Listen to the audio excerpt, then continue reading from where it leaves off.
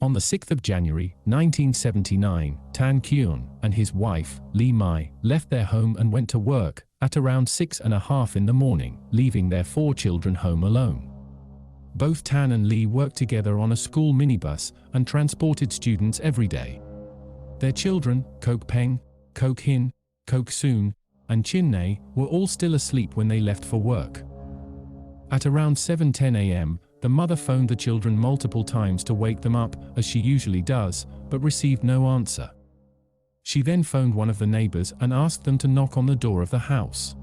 The neighbor went to the house and knocked on the door, but also received no reply.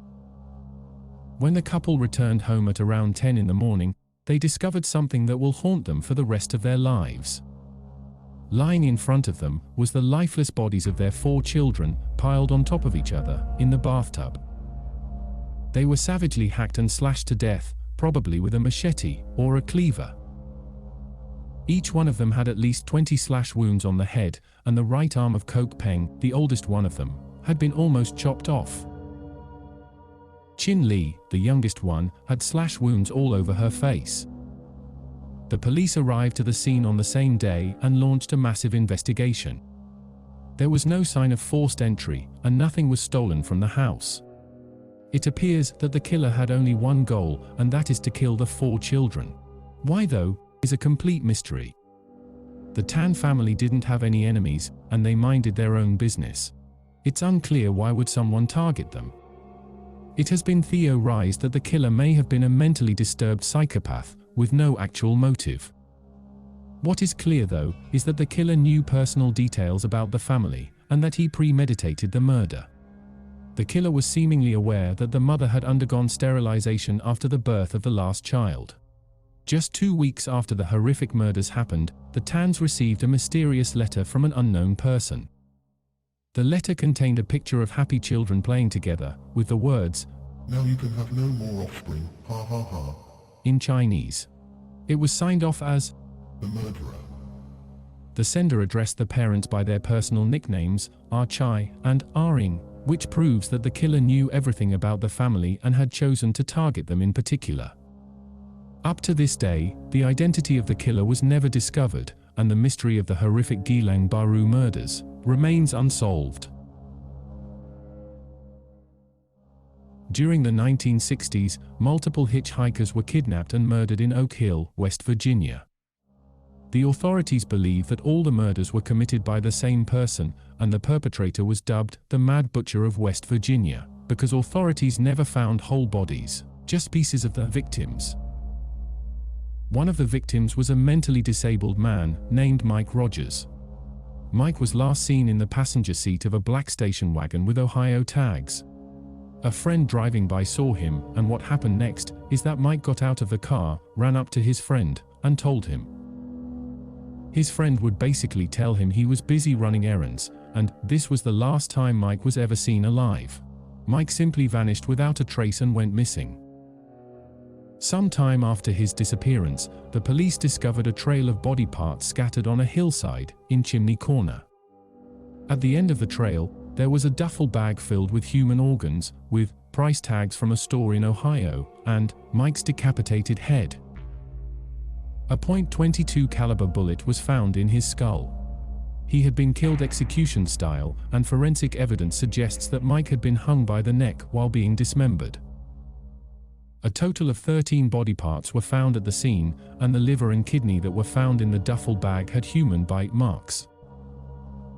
The police investigated the various disappearances and murders that were related to the Mad Butcher, and even the FBI got involved in the case, though no one was ever convicted of these crimes. The identity of the Mad Butcher remains a complete mystery to this day. Some people believe the Mad Butcher was committed to a mental institution, while some believe he may still be active in Oak Hill. On the 18th of November, 1987, Keith Dardeen, a 29-year-old man from Ena, Illinois, failed to show up for work. His supervisor called him numerous times, but Keith never answered. The police were contacted on the same day, and they went to check up on the Dardeen family in their small home in the town of Ena.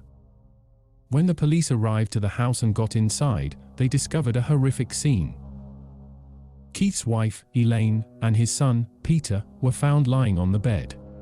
They were both brutally bludgeoned to death with a baseball bat. Elaine was bound and gagged herself. She had been battered to such an extent that she went into labor and gave birth to a girl who was also bludgeoned during the attack. At first, the police thought Keith Dardeen murdered his family and ran away. But that would quickly change after his body was later discovered in a wheat field, not far from where he lived. The killer shot him 3 times, then chopped off his penis. Also, Keith's blood-splattered car was found parked in front of the Benton police station. Nothing was stolen from the Dardeens. A VCR and portable camera were in plain sight in the living room. Elsewhere in the house, equally accessible cash and jewelry remained. So clearly this wasn't a case of a robbery gone wrong. The police weren't able to find any other evidence that might have suggested a motive, though some theories have developed over the years. One theory states that the Dardeen massacre was the work of a satanic cult, though this is very unlikely because Satanists usually leave behind symbols at the scene of the crime and extensively mutilate the bodies of their victims by harvesting certain organs. Another theory suggests that the killer was a jealous lover from high school or college, someone who had a crush on Elaine and decided to murder her because she chose Keith over them. In 2000, serial killer Tommy Lynn Sells confessed to the crime. However, he was never charged as there were doubts about his confessions because all the details he shared about the case were inconsistent. No other suspects have ever been named. The Castration serial murders were a group of 5 related murders that took place in different states in America.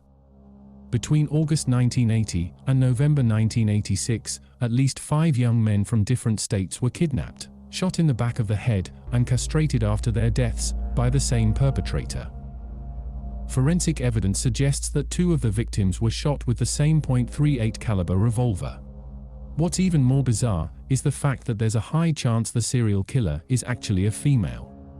One of the victims of the Castration serial murders was a man named Marty James Shook, a young hitchhiker from Sparks, Nevada.